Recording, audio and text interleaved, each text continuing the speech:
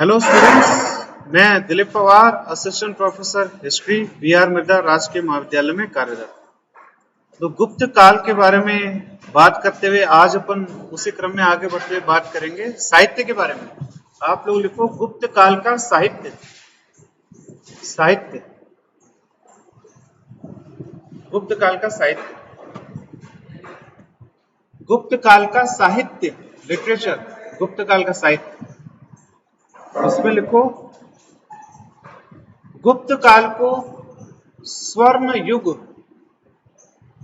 गुप्त काल को स्वर्ण युग कहने का प्रमुख कारण, गुप्त काल को स्वर्ण युग कहने का प्रमुख कारण इस समय की प्रमुख कारण इस समय की समृद्ध संस्कृति है। इस समय की समृद्ध संस्कृति है और साहित्य किसी भी संस्कृति का अभिन्न अंग होता है और साहित्य किसी भी संस्कृति का अभिन्न अंग होता है। फिर आगे लिखो गुप्त काल को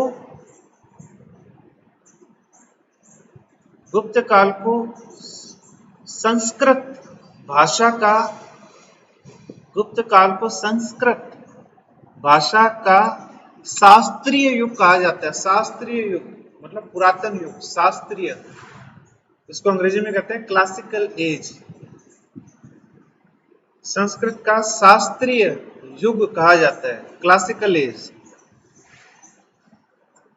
संस्कृत इस समय की आधिकारिक भाषा थी, ऑफिशियल लैंग्वेज। संस्कृत इस समय की आधिकारिक भाषा थी। एक सवाल तो यही बन जाएगा कि गुप्त काल की आधिकारिक भाषा कौन सी थी? संस्कृत थी, पाली थी, प्राकृत थी? समझ गए? तो एक सवाल तो यहीं पे ऐसे ही बन जाएगा इसमें। तो जब आप पढ़ते हो ना तो आपका दिमाग चलना चाहिए कि इस इनफैक्ट पे एक सवाल बन सकता है। जैसा आपको बताया ना, इस पर सवाल बन सकता है आराम से, और अच्छा सवाल हो भाई। संस्कृत का प्रयोग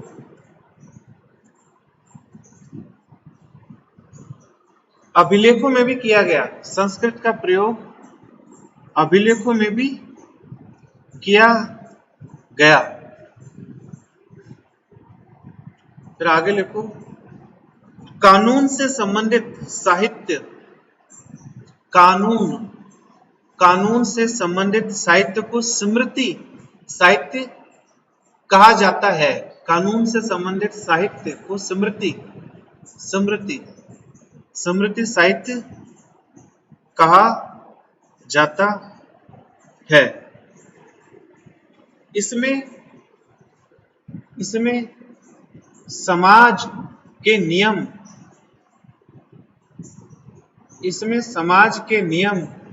कानून व दायरे, समाज के नियम, कानून व दायरे शामिल किए गए। समाज के नियम, कानून व दायरे यानी लिमिटेशंस भी है, दायरे शामिल किए गए। इसमें लिखो कामंदक एक व्यक्ति का नाम है। कामंदक, मां के ऊपर बिंदी आएगी ना कि कामंदक की किताब नीति सार, कामंदक की किताब नीति सार राज व्यवस्था के बारे में, कामंदक की किताब नीति सार राज व्यवस्था के बारे में संपूर्ण जानकारी देती है। राज व्यवस्था के बारे में संपूर्ण जानकारी देती है। अब इसमें एक सवाल यह बन रहा है कि नीतिसार नामक किताब किसने लिखी है? कामंदक ने लिखी है। कामंदक की किताब नीतिसार कौन से युग से संबंधित है? मौर्य युग से संबंधित नहीं है, उत्तर मौर्य से संबंधित नहीं है, गुप्त काल से संबंधित है। तो छोटी छोटी चीजों को आप है ना पढ़ते हुए ध्यान रखो। किसी भी किताब से आप पढ़ो, आपका दिमाग इस हिसाब से चलना चाहिए कि इस पे सवाल फ्रेम किया जा सकता है। फिर आगे लिखो, स्मृतियों में नारद स्मृति, कौमा बृहस्पति स्मृति, नारद स्मृति कौमा बृहस्पति स्मृति आदि प्रमुख है। बृहस्पति स्मृति आदि प्रमुख है। ये नारद स्मृति बृहस्पति स्मृति क्या है? जैसे मनु के बारे में सुना ना आपने, मनु की कानून की किताब है, उसी प्रकार से ये है। नारद स्मृति, मनु स्मृति, बृहस्पति स्मृति, कई प्रकार की स्मृतियां हमें प्राचीन भारत में देखने को मिलती हैं। और ये सारी की सारी स्मृतियां हमें कानून की जानकारी देती है। उस समय का कानून क्या था, सामाजिक नियम क्या थे, सामाजिक दायरे क्या थे। इसी में लिखा है कि शूद्र है उनको समाज में सबसे निचला स्थान दिया जाएगा, राजा के क्या कर्तव्य हैं, आम आदमी के क्या कर्तव्य हैं, वैश्य के क्या कर्तव्य हैं, अगर शूद्र किसी नियम की अवहेलना करता है तो उसको क्या सजा दी जाएगी। इन सामाजिक नियमों का पूरा लेखा जोखा इन स्मृतियों में हमें मिलता है। तो एक व्यक्ति का नाम है नारद और उसने जो स्मृति की किताब लिखी है उसको नारद स्मृति कहा जाता है। उसी प्रकार से बृहस्पति एक ब्राह्मण का नाम है जिसने ये किताब लिखी है, बृहस्पति स्मृति। फिर आगे लिखो, गुप्त काल में पूर्व की स्मृतियों को अंतिम स्वरूप दिया गया। पूर्व की स्मृतियों को अंतिम स्वरूप दिया गया। कहने का मतलब क्या है, जो पहले से जो स्मृतियां चली आ रही है उनको अंतिम स्वरूप दिया गया, उनको फाइनल शेप दिया गया, उनको लिखित रूप दिया गया। समझ गए? गुप्त काल की क्या विशेषता है? गुप्त काल में पुराने बहुत सारे साहित्य को फाइनल शेप दिया गया।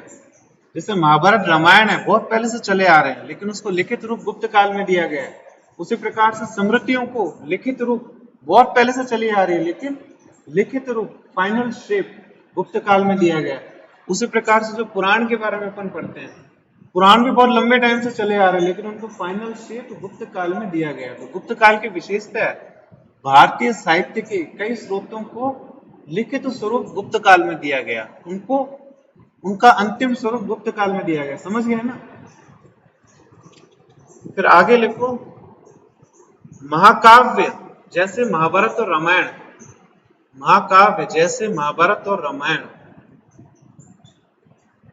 को भी अंतिम स्वरूप गुप्त काल में दिया गया।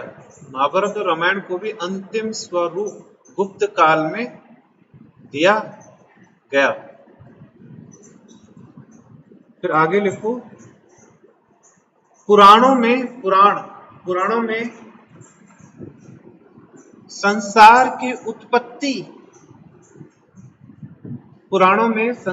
की उत्पत्ति से संबंधित सिद्धांत है। कोई आपसे पूछे पुराण क्या है, तो पुराण में संसार की उत्पत्ति से संबंधित सिद्धांत है कि दुनिया की संरचना कैसे हुई है। ठीक है, संसार की उत्पत्ति से संबंधित सिद्धांत हैं और साथ ही अनेक राजाओं की वंशावली भी है। साथ ही अनेक राजाओं की वंशावली, जीनोलॉजी, अंग्रेजी में कहते हैं जीनोलॉजी, वंशावली, यानी राजा के बेटे का क्या नाम है, फिर बेटे के बेटे का क्या नाम है, पूरी वंशावली दे रखी है राजाओं का, पूरा इतिहास दे रखा है राजाओं का, पहले कौन हुआ, बाद में उसका बेटा कौन था, फिर कौन सम्राट बना, फिर कौन सम्राट बना। फिर आगे लिखो, शुरू में यह पुराण लोगों की स्मृति में रहे, लोगों की यादों में रहे। शुरू में यह पुराण लोगों की स्मृति में रहे, यादों में, लोगों की स्मृति में रहे, लेकिन गुप्त काल में पुराण पुरोहितों के हाथ आ गए।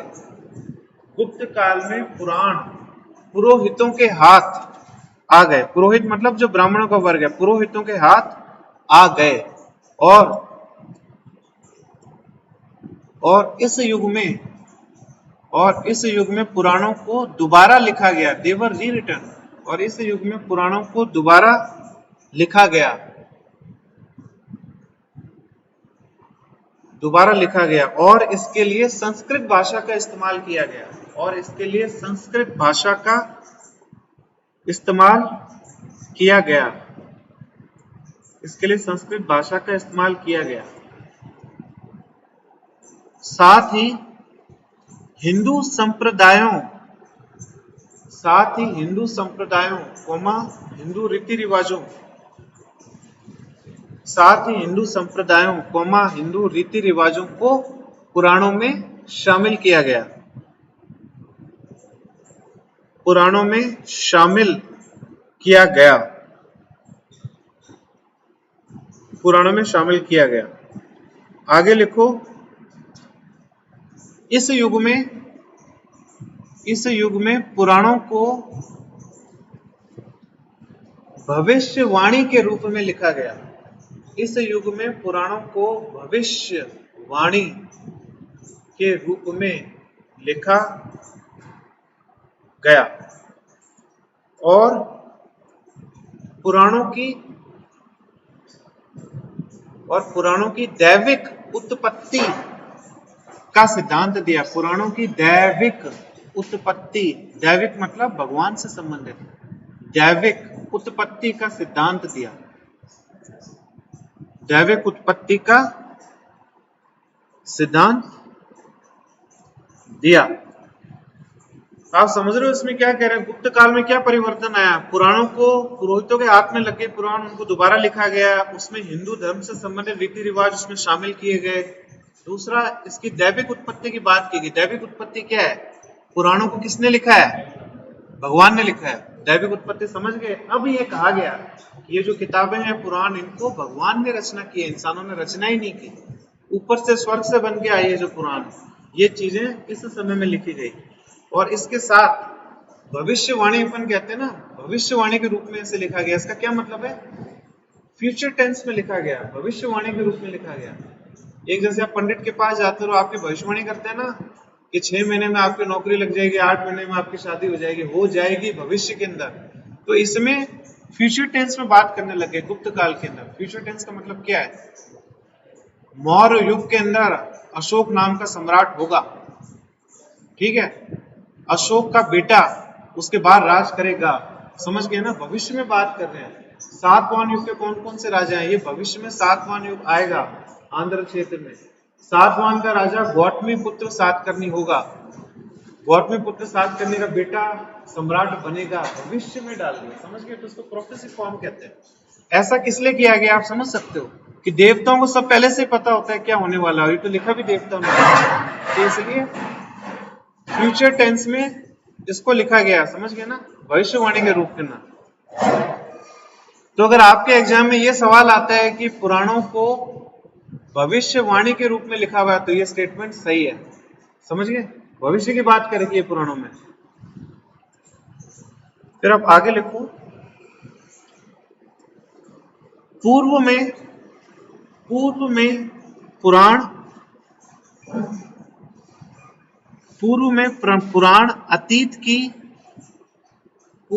पुराण अतीत की लोकप्रिय यादें थी। पूर्व में पुराण अतीत की लोकप्रिय यादें थी, किंतु गुप्त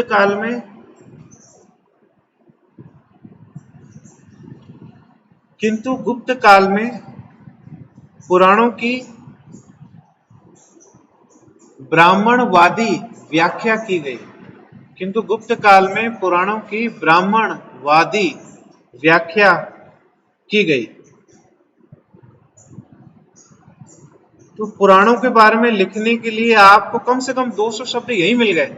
जो 4-5 पॉइंट मैंने लिखा है ना, आराम से उसको 200 शब्दों में खींच सकते हो। पुराणों के बारे में आपको जानकारी यही मिल गई। आपको पूरा आंसर इन्हीं 3-4 लाइनों से बन सकता है। फिर आगे लिखो, बौद्ध धर्म ने शुरुआत से ही पाली भाषा का उपयोग किया। यह भी सवाल बनता है, बौद्ध धर्म की क्या भाषा रही है? पाली। प्राकृत नहीं रही है, संस्कृत नहीं रही है, पाली रही है। बौद्ध धर्म शुरुआत से पाली भाषा में लिखा गया, लेकिन गुप्त काल में बौद्ध धर्म के साहित्य को बौद्ध धर्म के साहित्य को संस्कृत में भी लिखा गया। बौद्ध धर्म के साहित्य को संस्कृत में भी लिखा गया। तो संस्कृत के विकास के हिसाब से इसको स्वर्ण युग कहा जा सकता है गुप्त काल को। समझ गए ना, संस्कृत का अधिक से अधिक विकास हुआ, आधिकारिक भाषा बन गई संस्कृत की। बौद्ध धर्म की किताबें भी अब संस्कृत में लिखने लग गए, अभिलेखों में भी संस्कृत भाषा का उपयोग किया, कालिदास ने भी अपनी रचनाएं संस्कृत भाषा में लिखी। तो स्वर्ण युग संस्कृत के विकास के हिसाब से उपयुक्त प्रतीत होता है गुप्त काल में। तो आगे लिखो आप, जैसे नागार्जुन बौद्ध साधु है, इस समय का लेखक है, बहुत महान लेखक है। जैसे नागार्जुन जिसने माध्यमिक शाखा की स्थापना की, माध्यमिक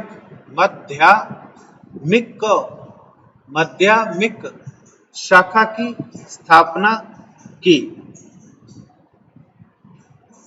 और अपना साहित्य संस्कृत भाषा में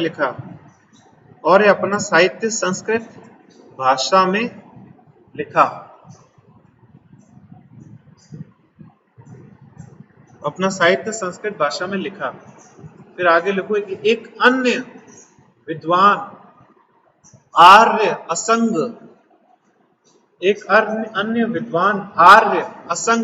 सा के ऊपर बिंदी आएगी, आर्य असंग था।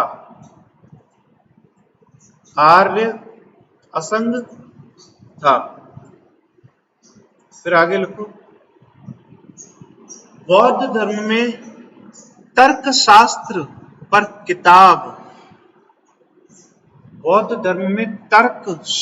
पर इसको अंग्रेजी में कहते हैं लॉजिक, तर्कशास्त्र पर किताब वसुबंधु ने लिखी। तर्कशास्त्र पर किताब वसुबंधु ने लिखी, वसुबंधु ने लिखी। यह आपके लिए इंपॉर्टेंट फैक्ट है कि बौद्ध धर्म में तर्कशास्त्र पे किताब किसने लिखी है? वसुबंधु ने लिखी है।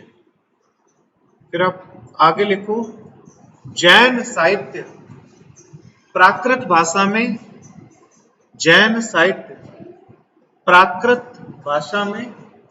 लिखा जाता था। जैन साहित्य प्राकृत भाषा में लिखा जाता था, किंतु अब संस्कृत भाषा में लिखा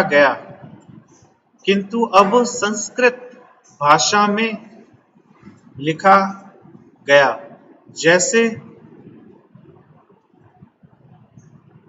जैसे सिद्ध सेन दिवाकर नाम है, जैसे सिद्ध सेन दिवाकर जिसने जैन धर्म में तर्कशास्त्र पर किताब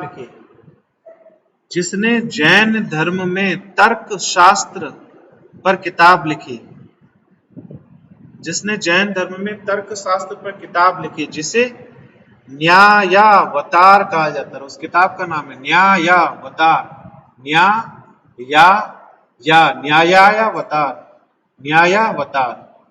ठीक है, न्याय से बना हुआ है, न्यायावतार।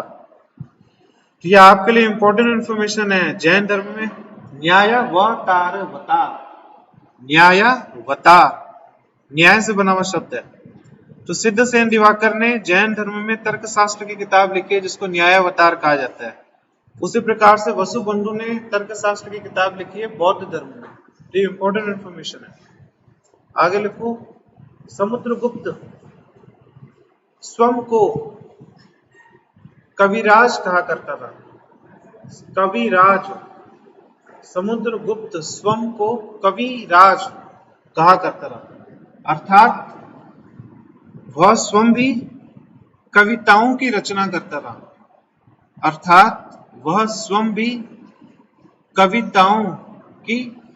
रचना करता था। तो साहित्य में ये वाला पॉइंट आ सकता है ना कि समुद्रगुप्त अपने आप को कविराज कहा करता था, आ सकता है ना साहित्य में। फिर आगे लिखो, हरिसेन ने प्रयाग प्रशस्ति को हरिसेन ने प्रयाग प्रशस्ति को अलंकृत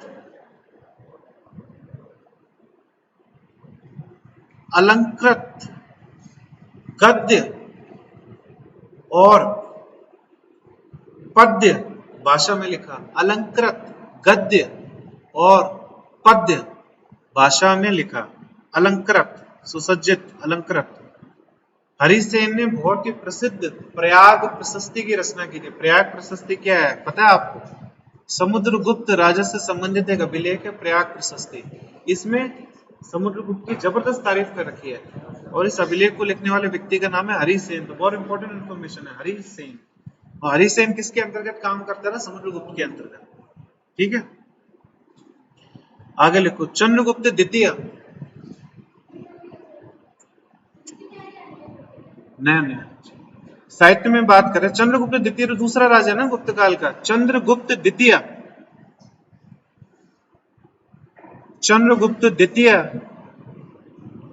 के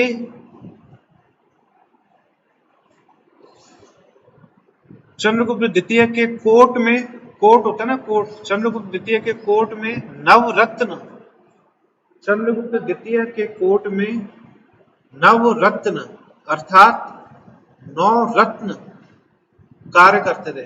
नवरत्न अर्थात 9 रत्न कार्य करते थे, जो ऐसे विद्वान थे, जो ऐसे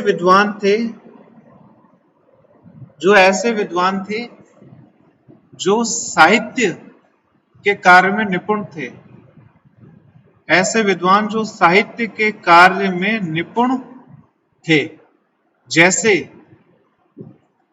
अमर सिन्हा, जैसे अमर सिन्हा। अभी 9 रत्न हैं चंद्रगुप्त के दरबार में, 9 के नाम आते हैं फैक्ट में याद करने के लिए। मेरे को भी केवल एक याद आ रहा है, अमर सिन्हा। और कौन सा 9 रत्न है? नवरत्न कौन कौन है चंद्रगुप्त द्वितीय के? मेरे को याद करो, कोई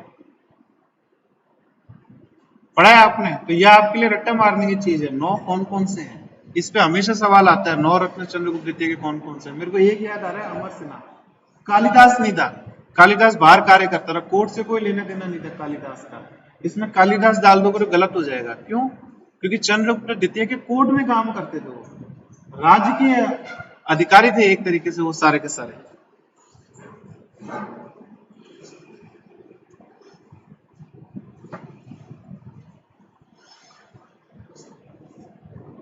चंद्रगुप्त सेकंड नव रत्न, 9 जेम्स। उनमें से एक है धन्वंतरी। धन्वंतरी फिजिशियन था, वैद्य था, वैद्य फिजिशियन। इस पे सवाल आ सकता है किसी भी एग्जाम में। धन्वंतरी एक था इसमें,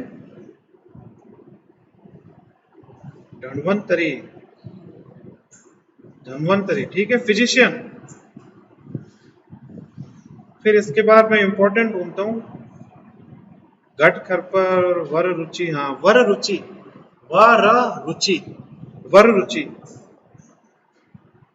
एक साहित्यकार था।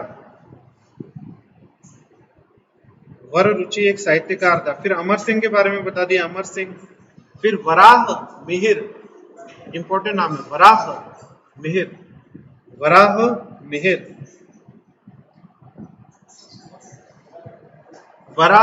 मिहिर, जिसने वराहत संहिता की रचना की। वराह मिहिर जिसने वराहत संहिता की रचना की। ठीक है, कुछ अपन ने उदाहरण दिए हैं इसके अंदर।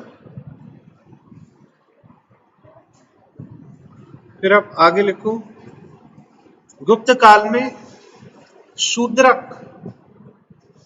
गुप्त काल में शूद्रक, शूद्रक ने कौन सी किताब लिखी थी? मृच्छकटिकम। शूद्रक ने मृच्छकटिकम, मृच्छकटिकम नामक साहित्य लिखा। मृच्छ, च आधा है फिर छ आएगा, मृच्छ कटिकम, मृच्छकटिकम। म के नीचे र की मात्रा आएगी, म्र आधा च और छ, मृच्छकटिकम साहित्य लिखा। और विशाख दत्त ने कौन सी किताब लिखी है? विशाख दत्त ने मुद्रा राक्षस और देवी चंद्रगुप्तम किताब लिखी है। दो किताब लिखी है विशाख दत्त ने, मुद्रा राक्षस और देवी चंद्रगुप्तम, देवी चंद्रगुप्तम और मुद्रा राक्षस। ठीक है, ये दो किताब विशाख दत्त ने लिखी है। फिर लिखो, इन साहित्य में सामाजिक मूल्यों की जानकारी मिलती है। इन साहित्य में सामाजिक मूल्यों की जानकारी मिलती है। देखो, सामाजिक मूल्यों की कैसे जानकारी मिलती है? कालिदास की एक किताब है जिसमें उसने कहानी लिखी है। एक बैलगाड़ी चलाने वाला व्यक्ति है, बहुत गरीब होता है और वो एक राजकुमारी से प्रेम करने लग जाता है, लेकिन राजकुमारी से उसका विवाह हो नहीं पाता है। तो जो बैलगाड़ी चलाने वाला व्यक्ति है उसको कोई अन्य व्यक्ति किसी और व्यक्ति को मारने के लिए कहता है कि आप जो थर्ड आदमी है उसको मार दो, बदले में मैं आपको धन दौलत दे सकता हूँ। लेकिन जो बैलगाड़ी चलाने वाला है वो मना कर देता है। वो कहता है कि नहीं, मैं अपने बुरे कर्मों के कारण ही शूद्र पैदा हुआ हूँ, अगर मैं उस व्यक्ति को मार दूंगा तो अगले जन्म में भी मैं शूद्र पैदा होऊंगा। समझ रहे हो ना? तो लोगों के जो विचार है, जो मानसिकता है, जो सामाजिक मूल्य है, उसके बारे में हमें जानकारी मिलती है। समझ गए ना? कि है तो कहानी है, एक फिक्शन है, एक कहानी है, काल्पनिक कहानी है, लेकिन सामाजिक मूल्यों के बारे में हमें अच्छी खासी जानकारी कहानियों से भी मिलती है। और कालिदास की किताब से एक और बात पता लगती है कि जो उच्च वर्ण के लोग थे वो संस्कृत बोला करते थे, और जो निम्न वर्ण के लोग थे वो प्राकृत और पाली भाषा बोला करते थे। संस्कृत निम्न वर्ग के लोगों की समझ से बाहर थी, उच्च वर्ण के लोग संस्कृत बोला करते थे। ये नहीं कि पूरे को पूरे साम्राज्य में सभी लोग संस्कृत बोला करते थे। संस्कृत बहुत ही कठिन भाषा रही है, उनको पुरोहित बोल सकते थे और उच्च वर्ण के लोग बोल सकते थे। क्यों? क्योंकि उन्होंने शिक्षा ली होती थी संस्कृत में। लेकिन जो निम्न वर्ग के लोग है, पाली और जो प्राकृत भाषा है उसी से ही काम चलाया करते थे। फिर डिफरेंस पता लगता है कालिदास की रचनाओं से। फिर आगे लिखो,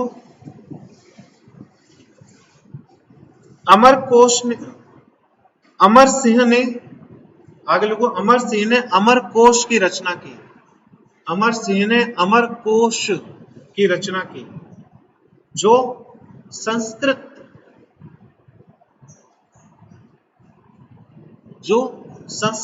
की व्याकरण की किताब है, जो संस्कृत व्याकरण की किताब है, जो संस्कृत व्याकरण की किताब है। ठीक है, अमर सिंह की किताब अमरकोश, जो चंद्रगुप्त द्वितीय के नवरत्नों में शामिल था। संस्कृत ग्रामर पे किताब लिखी है अमरकोश। अब आपके लिए सवाल ये बनता है कि अमरकोश किससे संबंधित किताब है? राजनीति से संबंधित है, युद्ध नीति से संबंधित है, अर्थव्यवस्था से संबंधित है, या फिर संस्कृत की व्याकरण है? तो उसमें सही ऑप्शन क्या होगा? संस्कृत की व्याकरण। आप पढ़ोगे, ढंग से पढ़ोगे, याद रखोगे, तब इन सवालों को सही कर सकते हो, वरना तो आप इसको राजनीति से संबंधित में टिक लगा सकते हो, युद्ध से संबंधित में टिक लगा सकते हो, तुक्के मारोगे। यही एग्जाम में होता है कि डिटेल में पढ़ेगा तो चीजें आपको याद रहेगी। मैं इसी तरीके के सवाल बनाऊंगा उनमें 2 चैप्टर में से। जैसे मैं आपको बता रहा हूँ ना, मेरे सामने एक इंपॉर्टेंट इन्फॉर्मेशन आई तो उसको किसी भी तरीके से फ्रेम कर सकते हैं, स्टेटमेंट के रूप में फ्रेम कर सकते हैं, गलत ऑप्शन दे सकते हैं, 4 में से 3 गलत ऑप्शन दे सकते हैं। ठीक है, तो उसको अच्छे से पढ़ना। मैं बार बार कह रहा हूं, जो भी आप पढ़ रहे हो ना, ताकि आप अपने आप को इवेल्युएट कर पाओ। फिर आगे लिखो, प्राकृत भाषा। देखो, प्राकृत भाषा का भी गुप्त काल में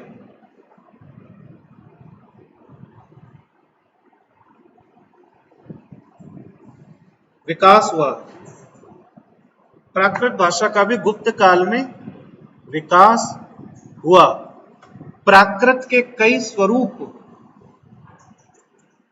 प्राकृत के कई स्वरूप जैसे, प्राकृत के कई स्वरूप जैसे अर्ध मगधी, अर्ध आधा होता है ना, अर्ध मगधी, अर्ध मगधी, मगध क्षेत्र था तो उसके ऊपर बना हुआ मगधी, अर्ध मगधी, कोमा सूर्य सेनी, सुरा सेनी, सुरा, अर्ध मगधी कोमा सुरा, सुरा सेनी, SURASENI, सुरा सेनी। इसके ब्रैकेट में लिखो मथुरा, सुरा सेनी मथुरा, यानी मथुरा के आसपास बोले जाने वाली बोली थी।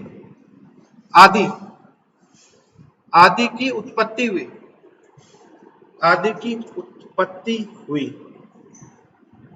देखो इस लाइन से ना बहुत ही इंपॉर्टेंट इंफॉर्मेशन निकली है कि ये जो भाषाएं हैं, अर्ध मगधी भाषा हो गई, सौर सेनी भाषा हो गई, सुरा सेनी भाषा हो गई, ये भाषा कहां से निकली है? संस्कृत से नहीं निकली, ये भाषा निकली है प्राकृत के विभिन्न रूप के तौर पे इन भाषाओं की उत्पत्ति हुई है। आगे चल के इन्हीं भाषाओं ने दूसरी भाषाओं को जन्म दिया है, जैसे बंगाली, हिंदी, गुजराती, उड़िया।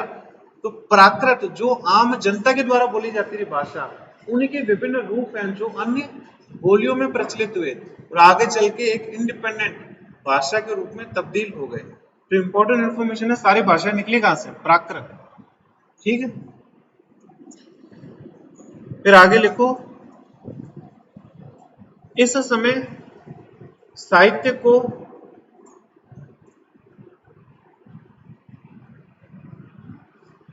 साहित्य को पत्तों पर, पेड़ों की छाल पर, पत्तों पर, पेड़ों की छाल पर,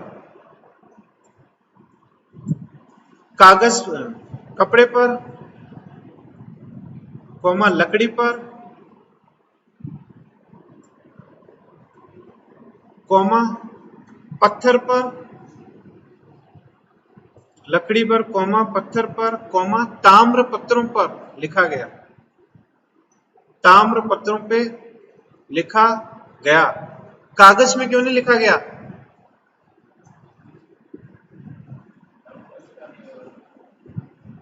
कागज का आविष्कार सबसे पहले कहां पे हुआ है दुनिया में? चीन में हुआ है कागज का आविष्कार। तो गुप्त काल में इस समय में कागज थे ही नहीं, तो कागज में कहां से लिखेंगे? पेड़ों की छाल पे, पत्तियों पे, इन्हीं पे वो साहित्य को लिखा करते थे।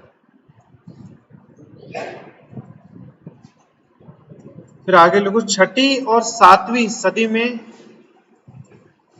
छठी और सातवीं सदी में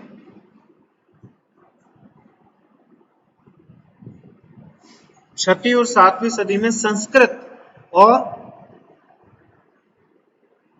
छठी और सातवीं सदी में संस्कृत और गैर संस्कृत जनजातीय बोलियों, संस्कृत और गैर संस्कृत जनजातीय बोलियों के बीच, बोलियों के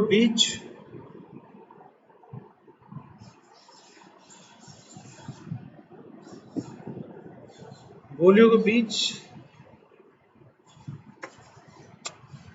पारस्परिक संबंध बना, बोलियों के बीच पारस्परिक संबंध बना, पारस्परिक संबंध बना, जिससे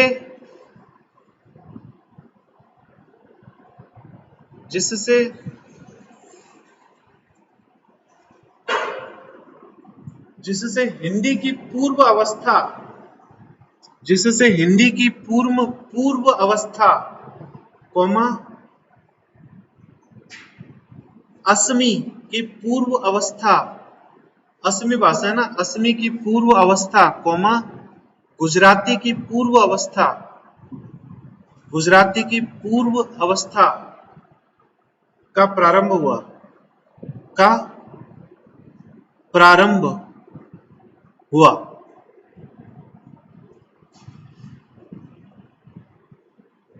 इस पारस्परिक क्रिया का एक महत्वपूर्ण कारण, इस पारस्परिक क्रिया का एक महत्वपूर्ण कारण भूमि अनुदान थे। इस पारस्परिक क्रिया का एक महत्वपूर्ण कारण भूमि अनुदान थे। भूमि अनुदान थे जिसके तहत भूमि अनुदान थे जिसके तहत पुरोहितों को जनजातीय क्षेत्रों में भूमि दी गई। जिसके तहत पुरोहितों को जनजातीय क्षेत्रों में भूमि दी गई। जनजातीय क्षेत्रों में भूमि दी गई और जिसके फलस्वरूप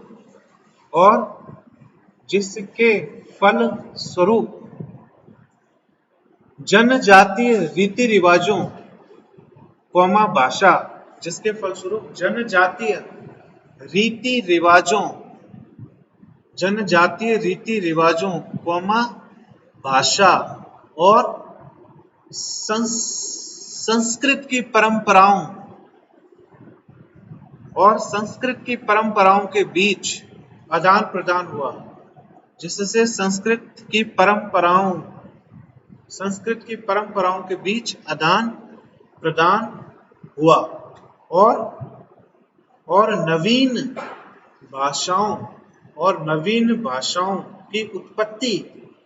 और नवीन भाषाओं की उत्पत्ति की संभावना बनी।